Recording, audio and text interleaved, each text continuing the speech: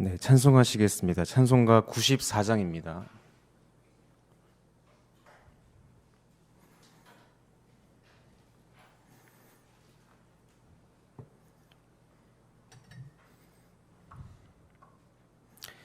주 예수보다 더 귀한 것은 없네.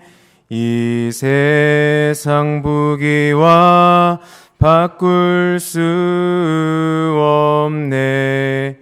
영죽은 내 대신 돌아가신 그 놀라운 사랑 잊지 못해. 세상 즐거움 다 버리고 세상 자랑 다 버렸네. 주 예수보다 더 귀한 것은 없네. 예수 밖에는 없네. 주 예수보다 더 귀한 것은 없네. 이 세상 명예와 바꿀 수 없네. 이전에 즐기던 세상 일도 주 사랑하는 맘 뺏지 못해. 세상 즐거움 다 버리고 세상 자랑 다 버렸네. 주 예수보다 더 귀한 것은 없네. 예수 밖에는 없네. 주 예수보다 더 귀한 것은 없네. 이 세상 행복과 바꿀 수 없네. 유혹과 핍박이 몰려와도 주 섬기는 내 맘 변치 않아. 세상 즐거움 다 버리고 세상 자랑 다 버렸네. 주 예수보다 더 귀한 것은 없네. 예수 밖에는 없네. 아멘. 그 다음 장입니다. 95장입니다. 나의 기쁨 나의 소망 되시며 나의 생명이 되신 주 밤낮 불러서 찬송을 드려도 늘 아신 마음 뿐일세. 나의 사모하는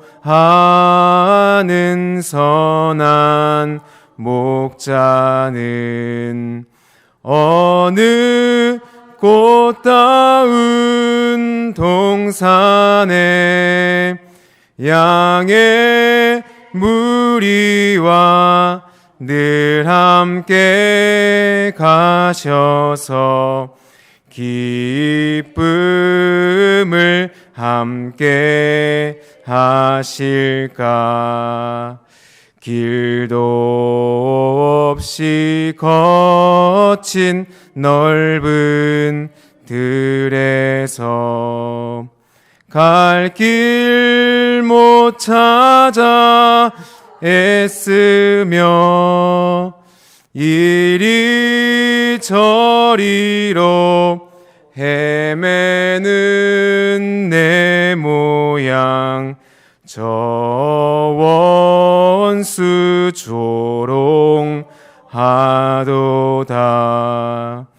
주의 자비롭고 화평한 얼굴 모든 천사도 반기며 주의 놀라운 진리의 말씀에 전지가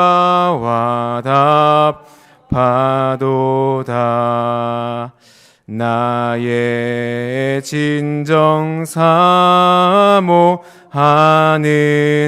예수님 음성조차도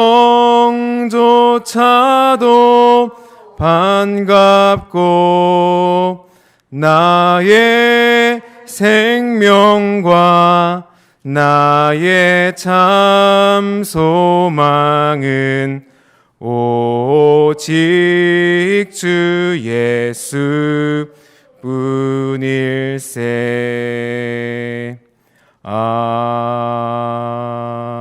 아멘. 예, 기도하겠습니다.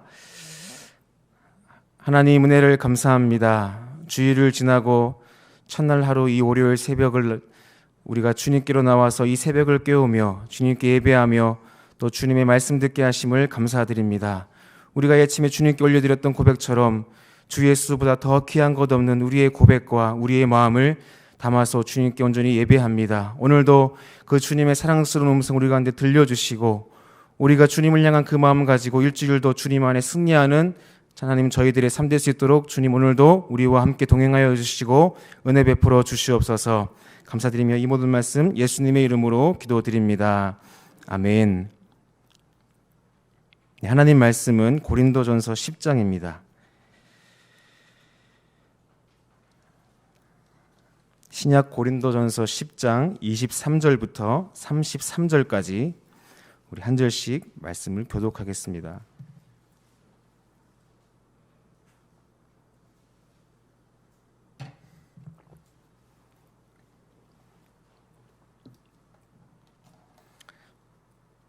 고린도전서 10장 23절부터 33절까지 23절입니다. 모든 것이 가하나 모든 것이 유익한 것은 아니요 모든 것이 가하나 모든 것이 덕을 세우는 것은 아니니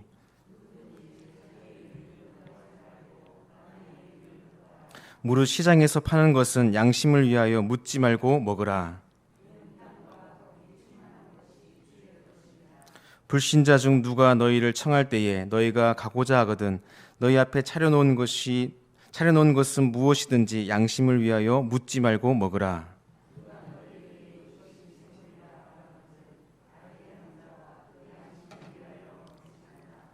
내가 말한 양심은 너희의 것이 아니요 남의 것이니 어찌하여 내 자유가 남의 양심으로 말미암아 판단을 받으리요.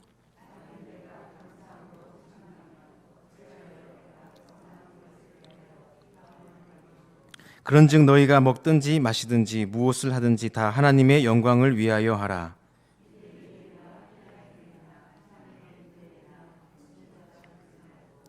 나와 같이 모든 일에 모든 사람을 기쁘게 하여 자신의 유익을 구하지 아니하고 많은 사람의 유익을 구하여 그들로 구원을 받게 하라. 아멘.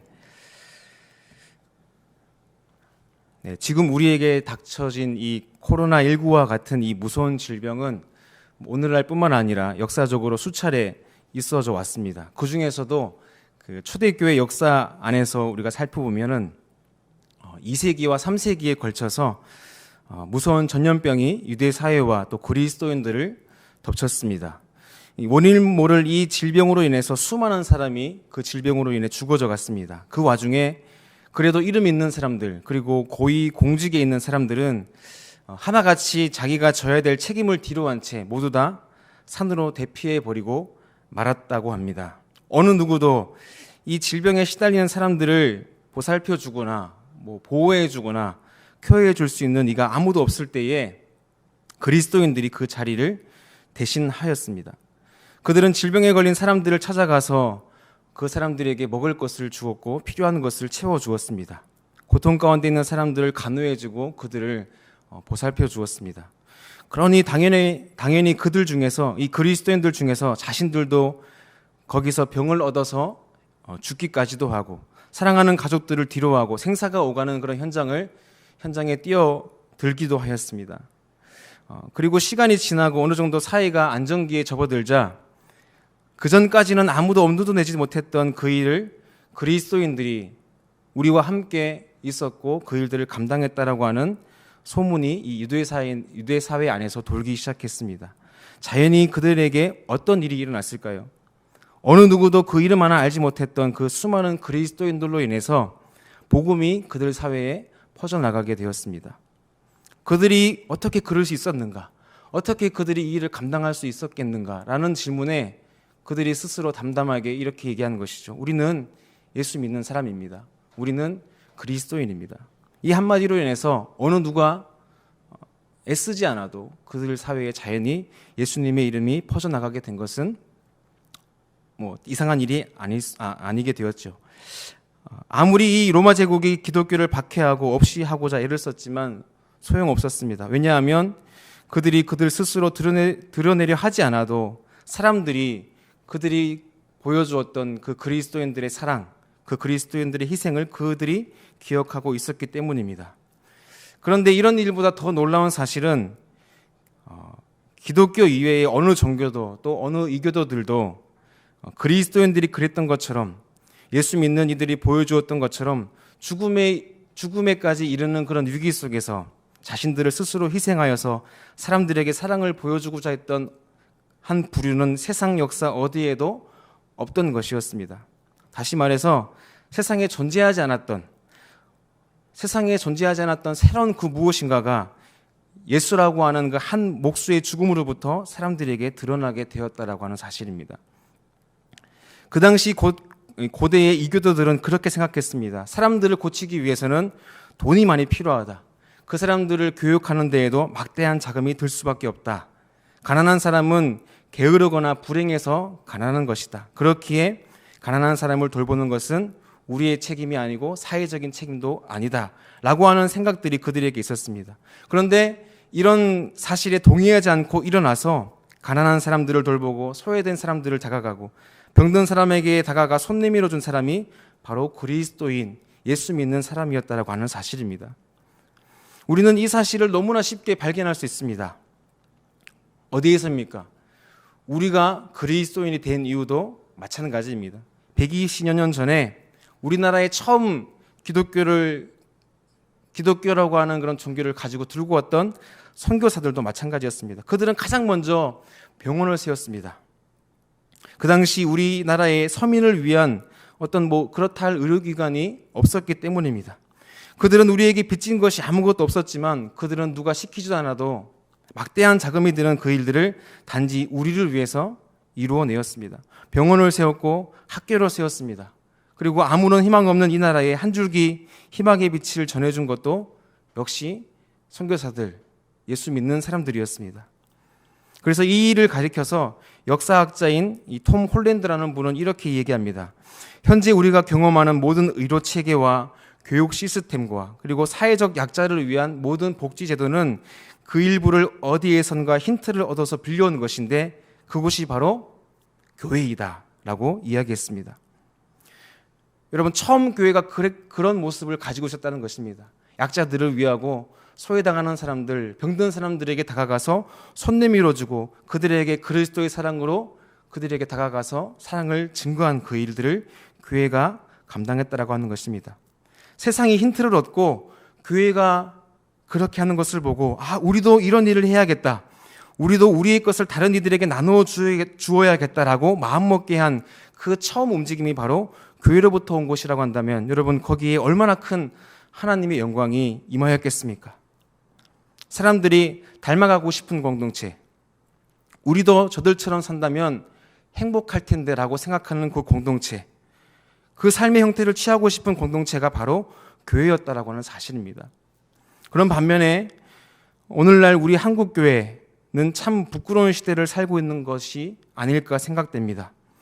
사람들을 움직이게 하고 약자들을 돌보고 소외된 사람들에게 다가가 손 내밀어 준 그 교회가 오히려 지금은 비방거리가 되고 치욕거리가 된 데에는 그리스도인이라고 하는 우리들에게도 분명 그 책임이 없다고는 할 수 없을 것입니다.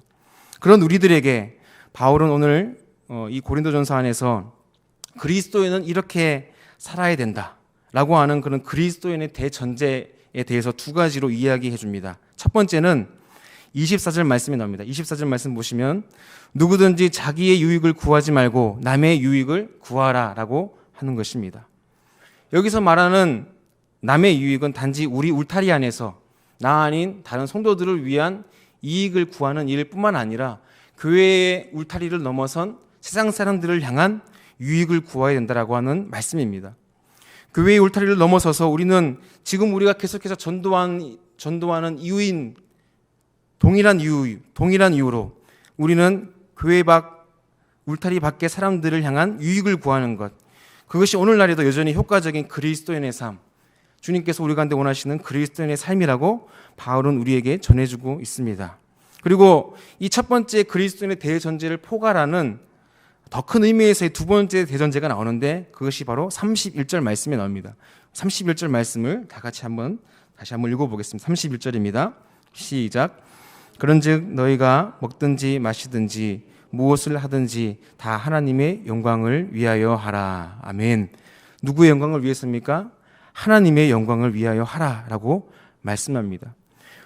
우리가 무엇을 하든지 하나님의 영광을 구하고 하나님의 영광을 생각한다면 사실 이 세상에 문제될 것은 아무것도 없습니다. 오늘 우리가 읽었던 이 본문에 나오는 배경을 봐서도 그렇습니다. 이 고린도 교회 안에 있던 문제 중 하나인 그 우상에게 바쳐진 재물 묻는 문제도 마찬가지죠. 문제가 발생한 이유가 무엇입니까?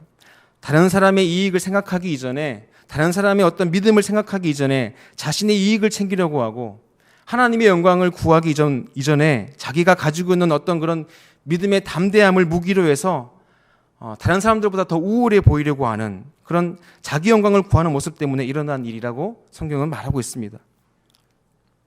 여러분, 하나님의 영광을 구하는 사람은 자기 자신을 제한하는 사람입니다. 내게 있는 분명한 자유가 있지만 그 자유를 나를 위해 사용하지 않고 남을 위하여 사용하는 사람이 바로 하나님의 영광을 구하는 사람입니다. 오히려 내게 있는 그 자유를 가지고 남을 위하여 사용하는 사람이 바로 하나님을 사랑하고 또 교회를 사랑하는 사람이라고 하는 것입니다. 그래서 우리가 잘 아는 성경의 9가지 열매 중에서 가장 마지막에 나오는 열매가 무엇입니까? 바로 절제의 열매입니다. 나를 위해서가 아니라 바로 남을 위해서, 나 아닌 다른 누군가를 위해서 우리가 절제하고 교회를 위해서, 하나님의 영광을 위해서 우리가 절제하는 일을 우리가 할 때에 비로소 우리에게도 그런 절제의 열매가 맺혀지게 될 것입니다. 그래서 오늘 우리가 다시 이 10장 23절 말씀을 다시 한번 읽어보면 이렇게 읽을 수 있습니다. 23절 보시면 후반에 덕을 세우는 것은 아니니라고 하는 그 부분에서 이 덕이라고 하는 단어에 교회라는 단어를 넣어서 우리가 다시 한번 읽어보겠습니다. 덕 대신 교회를 넣어서 다시 한번 23절 말씀을 읽어보겠습니다. 23절입니다. 시작. 모든 것이 가하나 모든 것이 유익한 것은 아니요 모든 것이 가하나 모든 것이 교회를 세우는 것은 아니니. 여기서 덕이라고 하는 것이 우리가 그 한글로 성경을 번역하면서 첨가해 들어오는 단어라고 합니다. 그러니까 우리가 이 정확한 의미를 파악하기 위해서 여기에 교회를 넣어서 우리가 이 말씀을 다시 한 번 더 읽어보면은 우리에게 허락된 것이 다 우리의 유익을 위한 것이 아니라 교회를 세우는 것이 되어야 된다. 그러기에 우리는 하나님의 영광을 위해서 절제하는 법을 배워야 된다라고 말씀하고 있습니다. 무엇을 절제해야 됩니까? 우선은 우리 마음 가운데 있는 그런 교만한 마음을 절제해야 됩니다. 그리고 우리의 입술을 제어할 수 있어야 됩니다. 자꾸만 내가 드러나려고 하는 그 자리에 하나님을 드러내고 하나님의 자리에 하나님을 세울 수 있어야 됩니다. 오늘 우리가 읽은 이 고린도전서 10장 다음 장에 나오는 11장 1절 말씀에도 바울이 이렇게 이야기하고 있습니다. 내가 그리스도를 본받는 자가 된 것 같이 너희는 나를 본받는 자가 되라. 우리가 오늘 읽지는 않았지만 우리가 10장 23절에서 33절의 결론과 같은 말씀이 바로 이 11장 1절 말씀입니다. 너희가 그리스도를 본받는 자가 된 것 같이 너희도 나를 본받는 자가 되어라. 바울이 지금 이 말을 전하면서 자기 자신을 드러내는 것처럼 여러분 보이십니까? 아닙니다. 바울은 철저히 예수님을 드러내고 있습니다. 내 안에 계신 예수님, 내가 그를 본받고 그 안에서 나를 사랑하신 그분을 본받으라고 바울은 말씀하고 있습니다. 여러분, 바울 정도 되면은 그럴 수 있잖아요. 예수님의 현현을 목격하고 예수님의 음성을 듣고 직접 그 예수님에게서 사명을 받은 사람이라고 한다면 조금 자신을 드러낼 수도 있고 제자를 거느리고 선생 노릇 할 수 있는 것 아니겠습니까? 그런데 바울은 자신을 드러내지 않습니다. 오히려 예수님, 내 안에 계신 예수님을 드러나게 하였다라고 하는 것입니다.